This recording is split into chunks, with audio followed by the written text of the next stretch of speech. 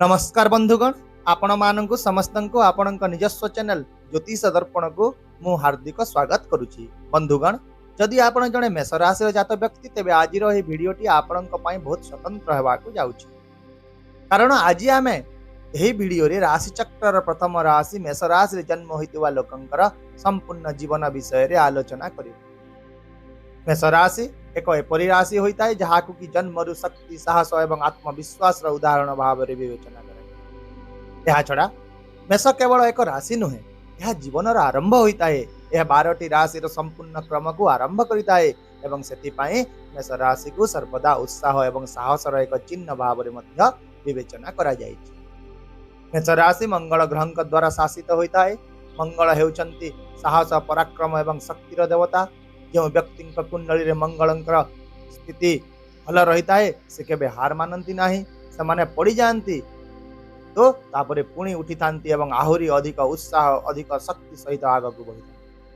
यही आश्चर्यजनक शक्ति विषय अज्ञ रही थांती, से माने जानती नहीं जे सेमानंक भितरे केते गभीरता संभावना एवं आत्मविश्वास लुचि रही। तेणु बंधुगण, आज मु आपनकु ए सब जिनिस मने पकाइबा पई ए भिडियोटी तैयारी करिछि। मु एही भिडियो रे आपनकु कहिबी जे मेष राशि लोक माने केते स्वतंत्र होइतांती, केउ गुण सेमानंकु अन्य मानंक ठारू भिन्न करिताए। ता सहित आउ मध्य आपनकर शिक्षा, कैरियर, व्यवसाय, आर्थिक स्थिति, स्वास्थ्य, विवाह एवं भाग्यर स्थिति किपरि रहिताए से विषय रे मध्य आपण मानंकु जणाइबी। तेणु भिडियोटी को शेष पर्यंत निश्चित भाव रे देखंतु। मेष राशि लोक मानंकर स्वभाव बहुत उत्साही होइताए। आपणक पाखरे जन्मरु ही नेता हेवार क्वालिटी एवं दृढ़ निष्पत्ति नेवार क्षमता रही है। आपण काहाकू देखि केबे शिखंती नाही, बरं निजर पथ निजे ही तैयारी करिथांती। आपण आत्मविश्वास रे परिपूर्ण रही थांती, हार मानिबा को पसंद करंती नाही। परिस्थिति जिते कष्टकर हेउना काहे कि आपण सब बेले मुंड उच्च रखि यार सामना करिथांती। एहा छडा आपणकर युक्तियुक्त ज्ञान तीक्ष्ण चिंताधारा रहिछि एवं सब बेले नुआ काम करिबा पाई मध्य चिंता करिथांती। यह सहित आपणक भितर एपरी एक अग्नि रही जहाँ आपण को आग को बढ़ाइबारे बहुत साहाय्य करिଥାଏ। कौनसी परिस्थिति रे मध्य आपण स्थिर भाव रे रही पारंती नहीं, केवल बसी रहिबा एवं किछि न करिबा ही आपणक पई सबुठारु कष्टकर काम होइଥାଏ। कारण एही राशिर स्वभाव हेउछि कार्यमुखी। एही कारणरु जेते बेले आपण कौनसी दल रे मध्य जोग दैतांती, समस्तंक ध्यान स्वाभाविक भाव रे आपणक आड़ को जाइଥାଏ। आपणक पाखरे एक सहजात नेतृत्व नेवार दक्षता रही जहाँ पुस्तकरू मध्य शिखी हेब नाही।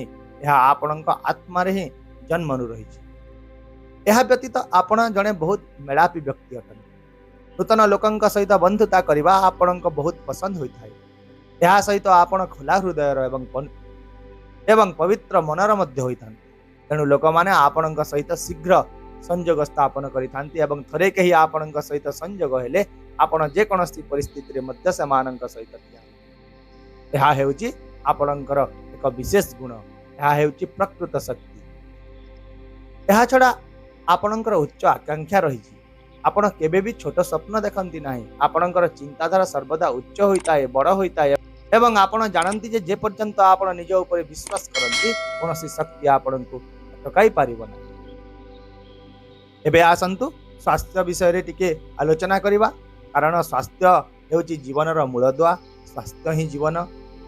मेष राशि लोकंकर शरीर मुंड सहित जड़ित होता है। तेणु मेष राशि लोक माने मुंड बिंधा, माइग्रेन किंबा आखि समस्या रे विशेष भाव में पीड़ित होता।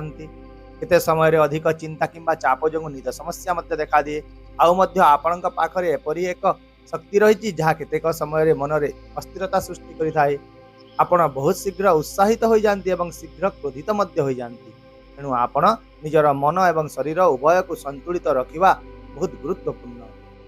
यह व्यतीत आउ मध्य मंगल अग्नि तत्व को प्रतिनिधित्व करती। तेणु गरम संबंधी किछि रोग जेपरिक चिकेन पॉक्स, ज्वर किंबा चर्म समस्या मध्य आपण को समय समय रे असुविधा रे पकाई थाए।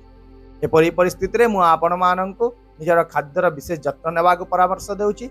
यथा संभव सबुज पनीपरिबा, हालुका एवं सात्विक खाद्य खांतु। निरामिष खाद्य, मद्यपान एवं तमाखु भली तामसिक पदार्थ दूरे रहंतु। सकाळे ध्यान करंतु, किछि योग करंतु एवं राति रे भल निद नेबा को चेष्टा करंतु। मने रखंतु जे कोनोसी योद्धा बिना विश्राम रे आसंता दिनर युद्ध जीति पारि न थाए। तेबे आसंतु आपणक जीवन रे आपण कोन सब सतर्कता अवलंबन करबा उचित से विषय के आलोचना करबा। मेष राशि सबुठारु बड़ शक्ति होची सेमानंकर ऊर्जा, सेमानंकर शक्ति। किंतु जदि यही शक्ति भूल दिगरे चली जीव तेबे क्षति मध्य निश्चित होई।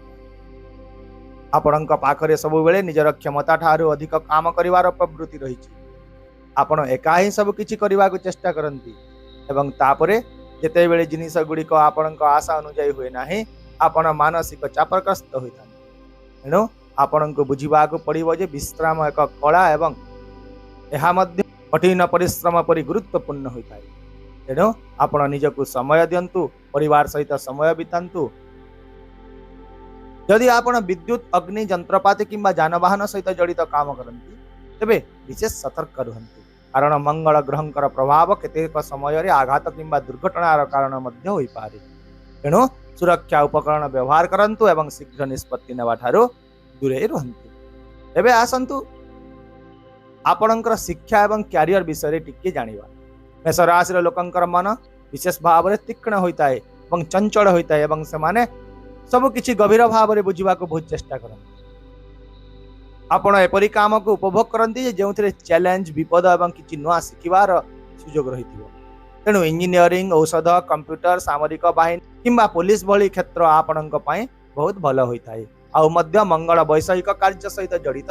तेणु वैद्युतिक, यांत्रिक किंबा क्रीड़ा क्षेत्र अनुसरण करबा मध्य निश्चित भाव में सफलता आनी थाए। किंतु जदि आपणकर जन्म कुंडली रे मंगल ग्रह बृहस्पति सहित अवस्थित अछंती तेबे शिक्षा, शिक्षादान, वैदेशिक व्यापार, भूमि संपत्ति किंबा जंत्रपाति क्षेत्र मध्य आपणक पई बहुत लाभदायक हेबो। आपण प्रशासनिक पदवी रे मध्य भल प्रदर्शन करिथांती, कारण आपणकर नेतृत्व एक दृढ़ भावना रही। तथापि यदि मंगल दुर्बल किंबा शनि किंबा बुधंक प्रभाव रे अछंती तेबे आपणक भितरे धैर्यर अभाव रहिबो। तेणु आपणक निष्पत्ति नेबा समय रे सतर्कता अवलंबन करिबा उचित। तेबे आसंतु जानिबा व्यवसाय एवं आर्थिक दिग विषय रे। मेष राशि लोके स्वाधीन अटंती, तेणु आपण अन्य कहा अधीन रे काम करिबा को पसंद करंती नाही। आपण निजर निष्पत्ति निजे नेबा को ही पसंद करिथांती। यदि आपण क्रीड़ा, औषध, सामरिक, विद्युत किंबा इलेक्ट्रोनिक्स व्यवसाय करुछंती तेबे यह आपणक पई बहुत शुभ हेबो। यदि आपणकर मंगल ग्रह बृहस्पति सहित रहिछंती तेबे शिक्षा, वैदेशिक वाणिज्य किंबा भूमि संबंधी व्यवसाय मध्य आपणकु लाभ आनी देबो। आर्थिक दृष्टि आपण कठिन परिश्रम द्वारा सफलता हासिल करिथांती। आपणकर प्रगति प्रथमरु मंथर होता है, किंतु जेते बेले सफलता आसीता है यह प्रचंड होता है। यार कारण हेउची आपणक भितर एक एपरी आग्रह रही जहाँ आपणकु केबे मध्य निराश करे नाही। एबे आसंतु आपणकर वैवाहिक जीवन विषय जानिबा। शुक्र ग्रह मेष राशि विवाह को नियंत्रण करिथांती।